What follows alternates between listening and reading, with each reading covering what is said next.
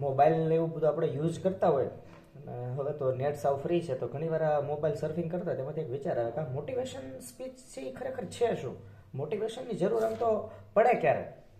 અત્યારે દેશમાં, સમાજમાં, સોસાયટીમાં, આપણે સ્કૂલોમાં બધે જોવા જઈએ તો આ એક પ્રકારના કે મોટિવેશન સ્પીકરોનો આમ રાફડો ફાટી નીકળ્યો છે. શોર્ટ એન્ડ સ્વીટ કહીએ ને, સાવ ટૂંકા ને ટચ શબ્દોમાં. તો જ્યારે ક્લિયરિટીનો અભાવ હોય ને, ક્લિયરિટીનો અભાવ, ત્યારે જ આમ તો મોટિવેશનની જરૂર પડે. હવે સમજી લ્યો, તમે એક પારિવારિક માણસ છો. પરિવાર, બાળકો, મમ્મી પપ્પા, સમાજ, દુનિયા બધાથી જોડાયેલા છો. સવારથી સુધી સાંજ સુધી મેડિકલ, શિક્ષણ, સમાજના બધા ખર્ચા છે. તો તમારે એવી કોઈ મોટિવેશનની જરૂર પડે કે તમારે કામે જવું પડશે કે નહીં, કામ કરવું કે નહીં? ક્લિયર છો, એમાં કોઈ ઓપ્શન જ નથી, એમાં કોઈ મોટિવેશન સ્પીચ સાંભળવી જ નથી પડતી. હા, એક વસ્તુ એ કે રૂટીન કામ, રોજ એકનું એક કામ રોજ કરો, દરરોજ એકના એક સાયકલથી બંધાયેલા હો તો ક્યારેક થાકી જાઓ, કંટાળી જાઓ તો ફ્રેશ થવા આવી કોઈ ક્લિપ સાંભળો તો વાત અલગ છે.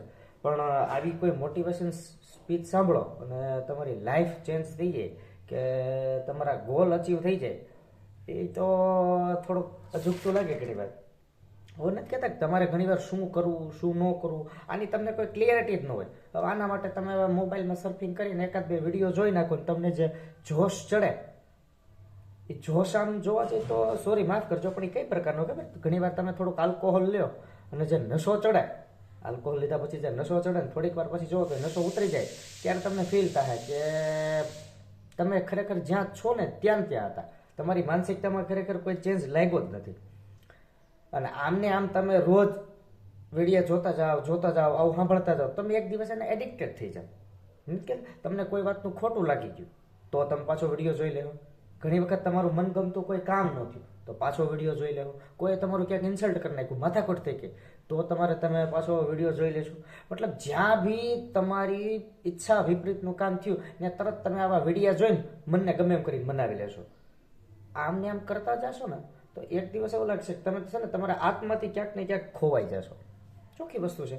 હવે તમને કોઈ વાતનું ટેન્શન છે, કોઈ તકલીફ છે, તો એ તકલીફથી દૂર થવા તમે આવા કોઈ સોંગ સાંભળો, રીલ્સ જોવો કે મોટિવેશન વિડીયો સાંભળો અને એમ લાગો ટેન્શન દૂર થઈ ગયું, તો આ કેવી વસ્તુ છે ખબર? પેઇન કિલર લીધા જેવી વસ્તુ છે.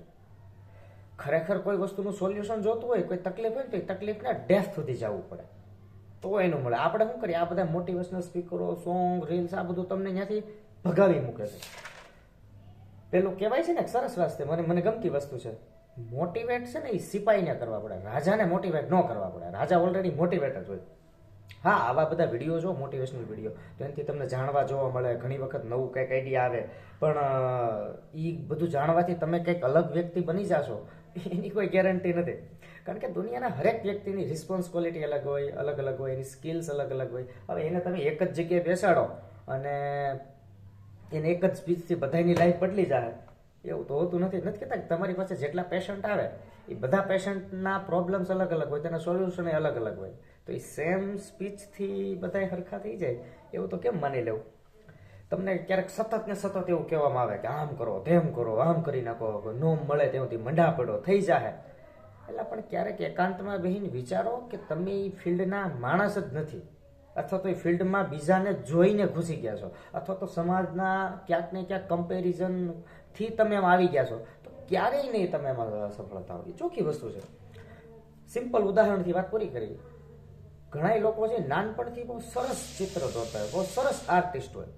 હવે એનો જે વળાંક છે ને, વળાંક એના જન્મ જાત એવું હોય. હવે આવા આર્ટિસ્ટ લોકો, આવા ચિત્રકાર હોય, એની સાથે તમે ચિત્રની કોમ્પિટિશનમાં આવો તો એન્ઝાયટી, ડિપ્રેશન આ જ આવે. એટલે ખુદથી ભાગો નહીં, જે છે એનો સામનો કરો. મહાદેવ.